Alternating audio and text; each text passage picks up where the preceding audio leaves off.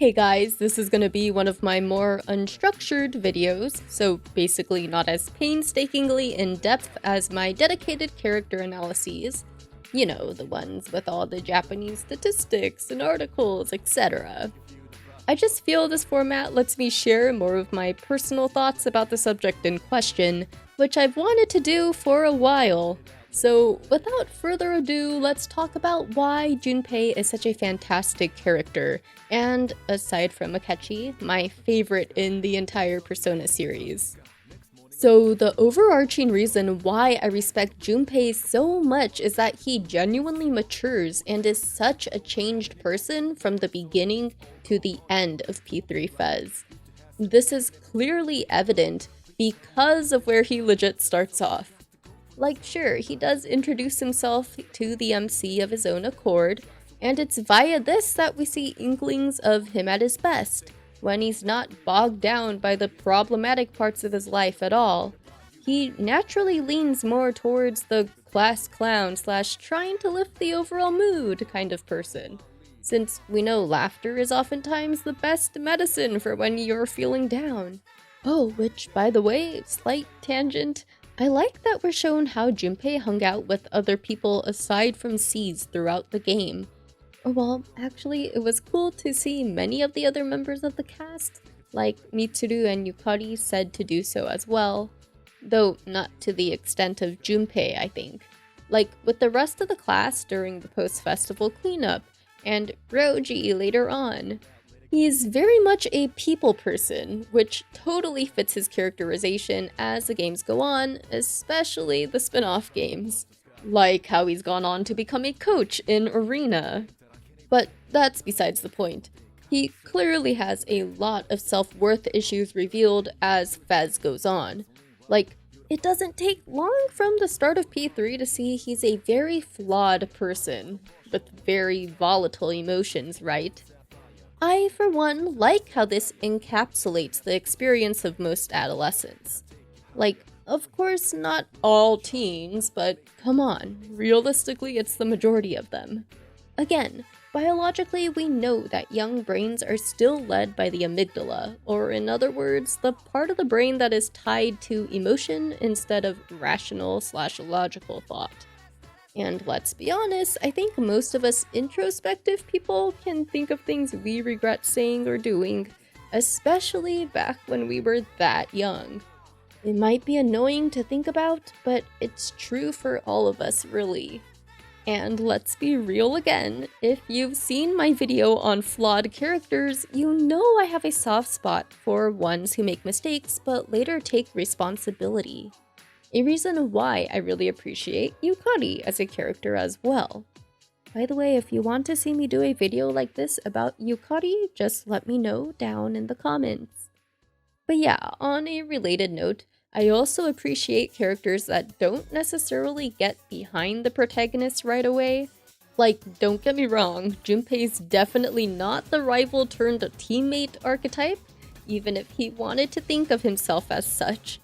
And sure, it's obviously annoying how he nearly sabotages the mission multiple times, but I don't know. I personally just think some disagreement is healthy.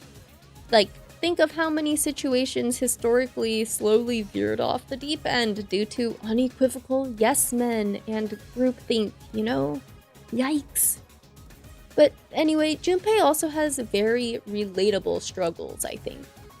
This is in contrast to, let's say, Mitsuru being an heiress of a mega corporation, or Akihiko wanting to become stronger after failing to protect his sister. Like, when just broken down to its core, Junpei simply wanted to feel like he was contributing something of importance. Sure, this comes off as very grandiose at first, since he's jealous of the MC for getting chosen as team leader in their big ol' fight against the Shadows and the Dark Hour. But getting to the Chirori section of the game and onwards, we kinda just see he wanted to feel like his life had some purpose to it. Like, having experience working and volunteering with seniors and the elderly myself, I think the human need for purpose is greatly underestimated. Like, just because people retire doesn't mean they want to just sit around, only just enjoying and consuming things all day. Or well, the majority at least always finds they need some kind of connection slash shared purpose with a group. Like, giving back in some way. Whether that be in an adult day center just brightening up each other's days, hosting a book club for others, and so on.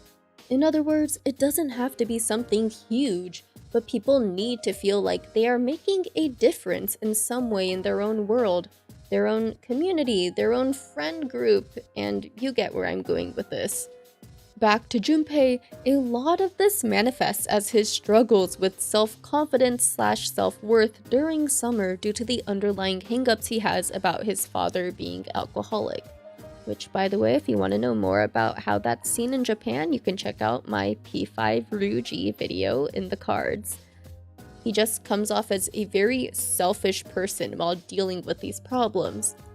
But that's what makes his relationship with Chidori, even though brief, so powerful, since they kinda both experience what unconditional love is for the first time.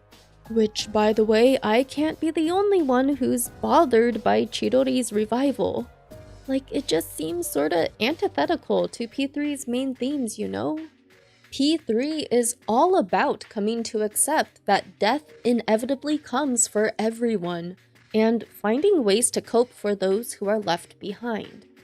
But alas, moving on, I think it's really cool that we see Junpei sometimes backtracking in the game.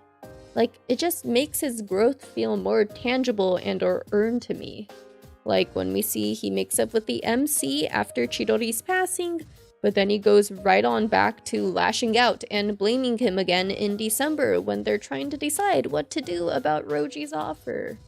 It just sits better with me knowing that even really mature people in real life still admit things you'd never have thought they were thinking. And considering how for the P3 cast this was an unfathomable big heat-of-the-moment situation, you know? Not justified, of course, but definitely understandable. But even though Junpei does that, he apologizes in his own way on the rooftop in January. In honestly one of the coolest scenes for me in the ending months, since I was wondering if they were gonna address what Junpei said earlier. Anyway, because he starts out so flawed, it leaves the most room for growth slash improvement, which he carries all the way through the journey to the answer. And like, what the hell? He displays such resilience. Sometimes it's hard to believe that this is the same person as the one back in the early months of FES. Junpei just ends up being one of the most reasonable people all throughout this epilogue, especially during the penultimate team conflict route. Like, he can still acknowledge Yukari and the others' opinions on what to do, but he also really considers the stakes, and also truly understands the MC's wish and intent. And just to add some thoughts from the FemC route, I find it unbelievably wholesome that their relationship is explored in the platonic sense, especially since the other guys are more or less an otome game. Not that I'm dunking on those, by the way. The ones I have played, the characters were really well written.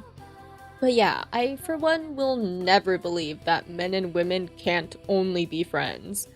For one, different sexualities exist in the first place, and most importantly, that kind of thinking just diminishes any kind of relationship into purely romantic game, which just doesn't sit right with me and my lived experiences.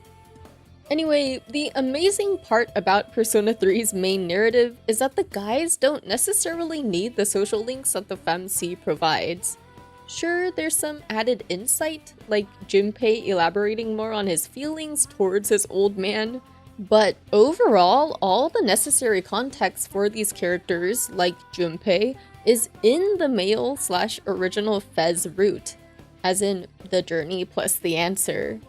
It's just really cool to see a character who clearly had a lot of self-worth problems become comfortable in their own skin. I appreciate Junpei wasn't afraid to voice the harsh/painful emotions, as in like Obviously, he acknowledged them by blurting them out, even during the answer, but ultimately still embraced optimism and wanting to be that beacon of light and fun for others as well. He's just a fantastically messy character who ends up changing so drastically from the beginning to the end of FES. Like, for real. How can you hate the ace defective? But yeah, it was a lot of fun to talk about this. Do you have a favorite Junpei moment? Comment down below to let me know. Anyway, please like and subscribe if you like this, and check out all my other Persona content. Consider supporting me on Patreon for perks like early access, voting for my next Persona analyses, and so on. Come follow me on Twitter and on Twitch if you wish, and check out my Genshin lore channel. Finally, I want to thank all my wonderful patrons for their support, especially Jared Breland, Andreas Hansen, Captain Hobo, Big Clingy, Sam Bezjak, Francesco Santoyo Rego, Silverwind847, M. Meownalin, Gigi Sora, Platinum Rose, Malcolm Lowry, Killer Ninja 151, Melanie Gutierrez, Unholy Biscuit, Leviathan8685, Eden Korsef, and Scarmillion.